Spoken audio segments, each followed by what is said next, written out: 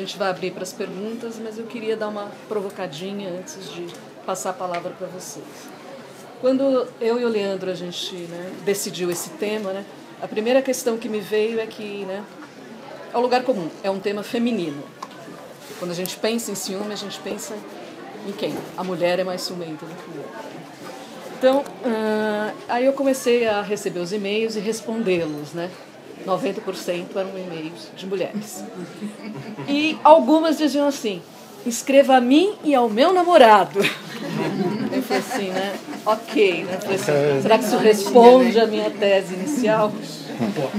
Então, para começar, eu queria saber se, né, quando esse ciúme realmente ele se torna tão enlouquecedor a ponto de se tornar sintoma mesmo, e se realmente existe, sabe? Se o ciúme na mulher seria uma coisa e no homem seria outra, se existe essa distinção. Tá. Se a gente pensar em termos mais freudianos, talvez uma das grandes contribuições que o Freud deu, apesar de ser chamado de machista, em certos momentos eu penso que sim, eu também concordo, mas eu acho que uma contribuição que ele deu para o campo da cultura é marcar a diferença entre homem e mulher. E diferença não significa valor. Sou diferente não significa eu sou menos ou mais, sou diferente. E eu acho que essa questão, não apenas da saída do Édipo, mas principalmente do que Freud escreve sobre a diferenciação anatômica entre os sexos, eu acho que poderia nos ajudar a compreender um pouco. O Freud conceitua, vamos dizer assim, uma das partes da definição do eu como um corpo sexuado, ou seja, existe em determinado momento na vida do menininho ou da menininha a percepção de que existe uma coisa chamada falo, que na nossa cultura vamos dizer assim, endereçada ao órgão sexual masculino. Falo igual a pênis. Estou deixando bem claro nessa cultura, para a gente não generalizar criticamente a coisa, porque senão fica complicado. Mas, quem tem pênis é o ativo, é o dominante, supostamente, seria o homem.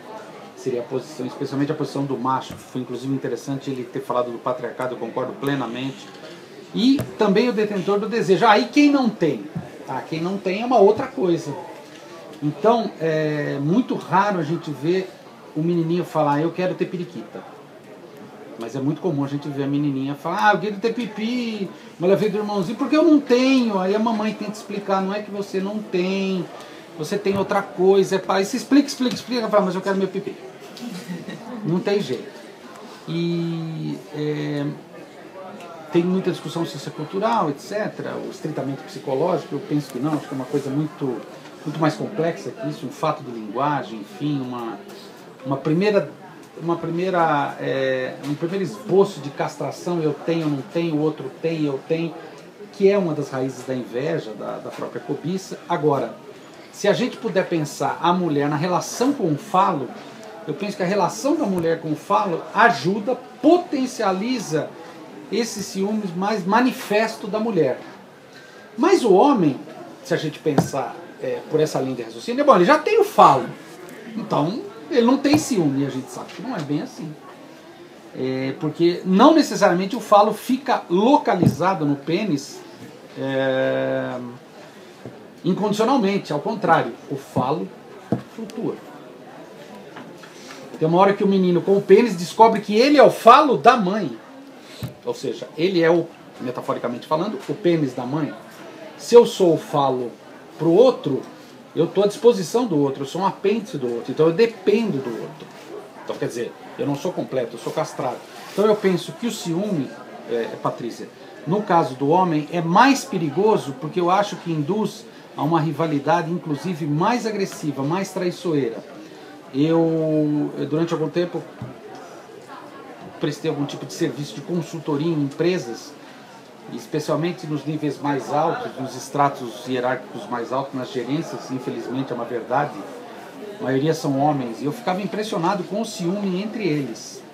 Apesar da mulher poder demonstrar, expressar mais e ser de certa maneira até compreendida. Eu sou mulher é louca. Toda novela tem uma louca, né? Toda da Carminha. Alguém tem que ser louca e vai matar todo mundo. Tá? A mulher tem esse álibi, o homem não tem esse álibi, ele não pode. Por quê? A demonstração do ciúme indicaria ele como um ser castrado. E a coisa que todo homem foge é da sensação de que ele é castrado, de que ele não sabe tudo. Se o homem estiver perdido dirigindo um carro e a mulher dele do lado, querido, eu acho que você está perdido, nós já passamos 6 vezes na frente desse posto de gasolina. O que ele fala para ela? Você quer dirigir? Você acha que eu não sei? Não, para no posto e pergunta. A cabeça dele é: e se o frentista for um homem? Significa que eu não sei. Então, essa luta pela completude, Patrícia, eu tenho comigo que ajuda o homem a disfarçar a questão do ciúme. Posso até adicionar uma pimenta nesse molho. A relação analista do sexo masculino com a paciente do sexo feminino é uma coisa nessa questão do ciúme. A relação analista do sexo masculino com o paciente do sexo masculino é mais complicado, porque tem o amor transferencial idêntico e também tem o ciúme, que não pode ser expresso. Isso é muito interessante, fica recalcado, fica nessa dimensão aí meio mágica chamada inconsciente, mas que não fica parada lá, se manifesta. E ao se manifestar tem um mal-estar tremendo. Eu sinto que a mulher, ela não se importa muito com os ataques de ciúme. Ela fala: sou mulher, eu tenho esse álibi. Eu acho que o homem, no fundo, meu Deus, ele dizia que o homem tem uma invejinha desse álibi feminino. Que nós temos, inclusive, o AMA, né? Mulheres que amam demais, né? Eu tenho pacientes que falam: eu vou pro AMA, Então, quer dizer, é cultural mesmo, de uma certa forma, acho que até desculpa, né? Sim, no álibi. Mulher, né? Depois eu chego com uma joia, com um presentinho, eu levo pra jantar, tudo certo. E uma outra coisa que eu gostaria de adicionar é, pelo fato de edipianamente o homem só deslocar da mãe para a mulher, e a mulher, primeiramente, eleger a mãe como objeto de amor, ter que fazer um giro e se endereçar ao pai, a mulher, nesse sentido, ela é mais fluida nas relações, ela é mais, vamos dizer assim, mais arisca do que o homem. A gente pega uma menininha de 6 anos, é uma mini mulher, menina de 6 anos é um bebezão. Esses dias uma menininha falou: eu tô me sentindo solitária. Você tem 6 anos! Ela suspirava. Eu sou tão sozinha. Se o menino fizer isso, ele quer um amiguinho para jogar bola. Você percebe que é um outro lance. E eu acho que isso tem a ver com esse movimento de piano, que a mulher é um movimento extra em relação ao homem. Peço só mais uma perguntinha, por exemplo. Como é que se manifesta o ciúme no neurótico, obsessivo e na histérica? Pergunta difícil de responder. Eu sei. Te dou 5 minutos. Aí eu vou ter que fazer um uso breve de um conceito do Lacan. Não quis me aprofundar muito. O Lacan parte do Freud, tudo que o Freud pesquisa sobre alteridade, narcisismo, etc.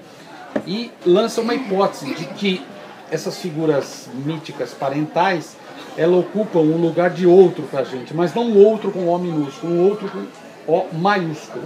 Ou seja, nós elegemos certos personagens que colocamos nessa posição que a gente chama em lacanês de grande outro e que de alguma maneira media a nossa relação com o falo. Então, a histeria e o neurótico obsessivo, elas têm uma diferença fundamental, que é o desejo do outro. O que o neurótico mais quer é completar e satisfazer o outro para com isso ter o amor do outro. Quer seja sendo o falo para o outro ou descobrindo: eu vou achar o falo para você. Então, o neurótico obsessivo, especialmente, eu penso que os homens estão mais no campo da neurose obsessiva, eles tendem a achar que eles vão conseguir completar o desejo da mulher. Eu atendi um cara, ele era muito rico, então ele dava BMW para a mulher, eu me recordo. Ele dava branca, ela falava: mas branca suja. Aí no outro ano ele falou: vou trocar seu carro. Eu dava vermelha, mas vermelha. Vermelha nesse... desvaloriza esse calor. Aí no outro ano ele dava uma preta. Não, mas preta eu quero blindar.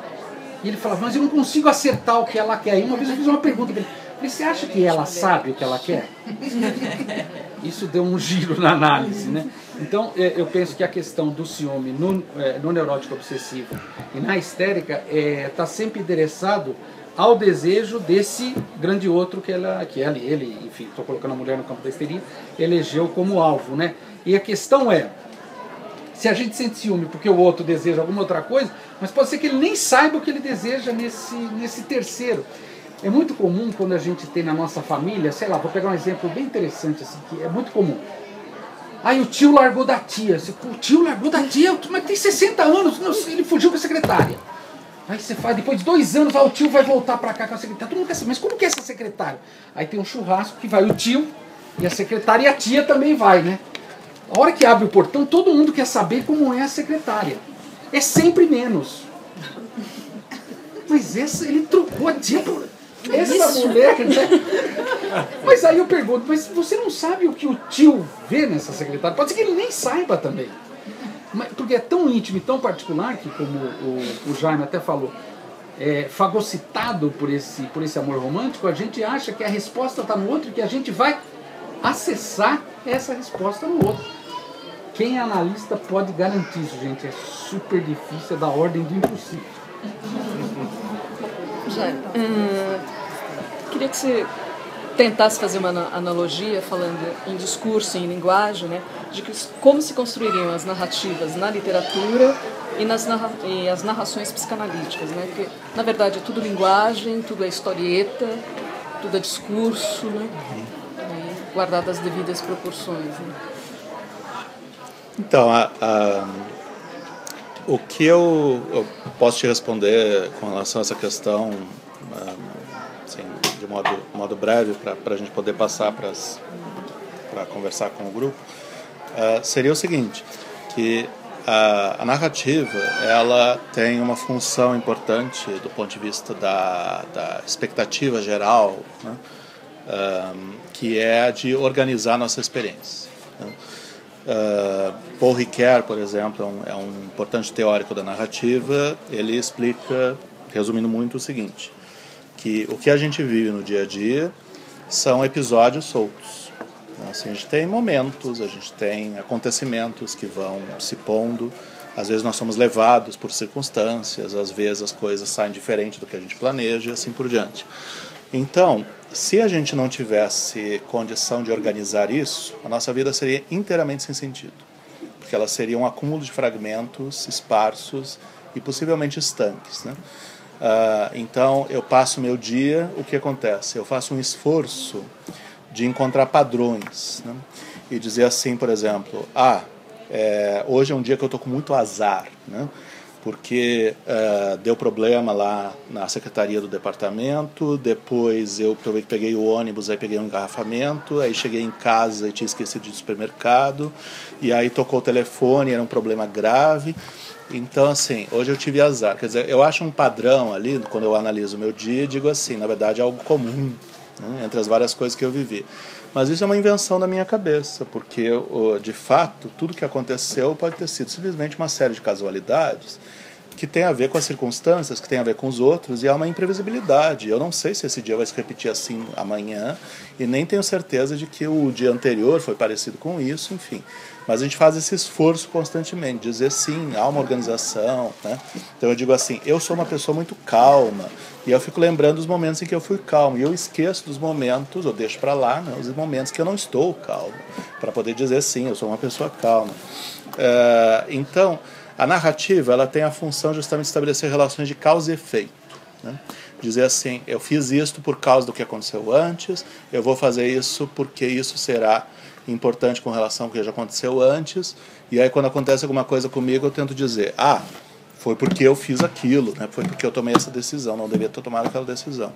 Nós temos uma enorme necessidade de fazer isso, e é justamente assim, para o Paul Ricoeur é muito claro, por exemplo, que eu preciso de alguém que me escute, né? Então, eu preciso de alguém que eu consiga elaborar esse discurso para poder me dar o retorno ali. A pessoa não precisa dizer nada, mas ela estando na minha frente, eu fico com a sensação que é verdade, né? Eu reparo, por exemplo, que hoje é muito comum o uso da palavra aí, né, nas conversas orais, que é um pouco a ver com a dificuldade justamente de fazer essa construção que o Paul Ricoeur está falando. Então a pessoa diz assim, aí eu peguei o ônibus, aí então eu fui para casa, aí eu liguei para ela, aí ela me disse, aí que há uma necessidade de amarrar, né, de modo forçado com esse recurso. Mas o aí é justamente a prova de que tudo na verdade é isolado, né? Que não é um porquê, não é em função disso, né? O aí é como se fosse uma espécie de corrente, né? Que você amarra tudo parecendo que há uma sequência lógica, quando provavelmente não há, né? Então, o que acontece? Quando você está no campo da psicanálise, né, quando você está na situação da sessão, o psicanalista ele pode fazer o esforço de pegar a sua fala e achar pontos de pequenas repetições ou de pequenos lapsos ou momentos meio inesperados da sua fala e vai dizer assim, aquilo ali que é importante, né? A pessoa que está contando a história não está consciente disso, mas eu estou, e eu vou de algum modo apontar isso para ela. Quer dizer, nós estamos ali dizendo a nossa história, achando que ela faz muito sentido, mas na verdade o analista vai poder dizer, não é nada o que você está pensando, você está dizendo o contrário, na verdade, né? E o que você está dizendo é muito autodestrutivo, é uma autossabotagem, ou então você não tem noção do que você está querendo, como o Leandro acabou de falar. Então aí o analista mostra que tem, para além daquela fala, tem uma outra, e as causas e efeitos não são as que a pessoa está pensando, são outras, né? Que vão lá do inconsciente. Então, na literatura, por exemplo, autores como Guimarães Rosa ou Clarice Lispector vão apresentar justamente histórias que têm fratura o tempo todo. Porque os personagens vão se dando conta que aquilo que eles achavam que era o sentido da vida deles não é mais, né? Paixão segundo GH é uma espécie de um choque após o outro. Porque tudo que a personagem pensava no início não faz sentido mais depois. Mas a nossa expectativa com relação a narrativas, com relação ao discurso narrativo é essa, é de dar uma ordem. E ela só é tão importante para nós porque a ordem é construção nossa, ela não é dada pela natureza, não é dada pelos eventos. Gente, agora é vocês. Eu queria fazer uma pergunta para o Leandro. Não sei se vai dar para compreender meu raciocínio, porque sábado de manhã, enfim. Somos mulheres, fica tranquilo. Enfim, a mulher, geralmente, quando ela tem o desejo de engravidar, não tô generalizando, mas... o que você quer? Eu quero um menino. Aí eu fico pensando se é pelo fato de eu sou mulher, mas eu tenho um pênis também. E se é esse ciúme do homem que ela tem. Você tem um pênis, mas agora eu também tenho. Eu fiz um. E aí eu queria entender um pouquinho se é esse ciúme. A resposta mais honesta seria simplesmente sim, mas eu vou me sentir culpado se eu falar só sim. Então eu vou falar um monte de coisa aqui, mas é sim. É o que a prática clínica me demonstra. A relação de uma mãe com um filho não é igual com uma filha. A relação de um pai com um filho não é igual com uma filha. Não adianta, não é igual. E eu acho que essas hipóteses freudianas sobre a questão anatômica, sobre a questão do falo, eu vejo se comprovar muito clinicamente. Mas, por outro lado, também tenho uma boa dose de realismo, como disse o Jaime, também pode ser uma narrativa de psicanalista, ele só lembra do que confirma a teoria, né? O que eu sinto é o seguinte, eu tenho muita humildade para dizer isso. Eu já perdi a ilusão de querer entender o que as mulheres querem. Se o Freud, que era um gênio, não entendeu, Mas algumas coisas me chamam a atenção nas mulheres. Eu aprendi a respeitar as mulheres. Eu acho que a psicanálise existe por causa delas. Não? O Freud atende um monte de homem também, homem dos ratos, homem dos lobos, mas é as mulheres que inventaram. E o que eu respeito na mulher, ela tem uma tentativa de lidar com algo que não está bom, que não está bem dentro dela, de uma forma muito diferente da do homem. E eu aprendi isso principalmente depois que eu tive uma filha, não um filho, né? E eu sinto que a gravidez, ela tem um peso simbólico para a mulher que, por mais que os homens tentem, eles não vão conseguir nem chegar perto. Se eles forem pais junto com ela, já está excelente, já está ótimo. Não tenta entender, porque eu acho que não é da ordem da compreensão. Então, quando você fala isso, que é tão básico, eu quero ter um filho, eu vou ter o pênis que eu sempre quis, porque eu sou castrado, Freud falou é verdade e tal. Eu vejo isso se comprovar clinicamente. O problema é uma questão ética. Então, para que serve esse filho? Só para isso? Porque o nosso desejo ele não é bonzinho, ele não é moralmente aceitável, ele não se adapta às exigências sociais, como eu brinquei aqui, com o estilo Walt Disney de ser. O nosso desejo tem mais a ver com os contos dos irmãos Grimm antes do Walt Disney, né? Os irmãos Grimm, a bruxa caiu no penhasco e morreu. Você vai lá no original, eles retalharam a bruxa e comeram ela com ketchup e mostarda, ou seja, a gente está mais nisso, né? Então eu acho que quando uma mulher tem um filho, eu não acredito em gravidez indesejada, não acredito, eu acredito em gravidez inesperada. Quando uma mulher engravida, não é qualquer coisa. Então, no meu consultório eu vejo isso clinicamente, as que engravidam, as que não conseguem engravidar, as que dizem que querem e não querem, as que dizem que não querem e querem. Eu me sinto honrado de poder estar ao lado delas nessa aventura, porque é algo muito visceral. Antes eu achava narrativa feminina, coisa boba, de revista nova, não é não. Uma coisa muito, muito densa. E o Lacan dizia uma coisa que eu acho interessante, ele falou, eu avancei até um certo ponto com as mulheres, agora as mulheres precisariam falar. Eu concordo com o Lacan, eu sou homem, não sou uma mulher, né? Tem jeito. Ainda existe revista nova. Cláudia, Marie Claire.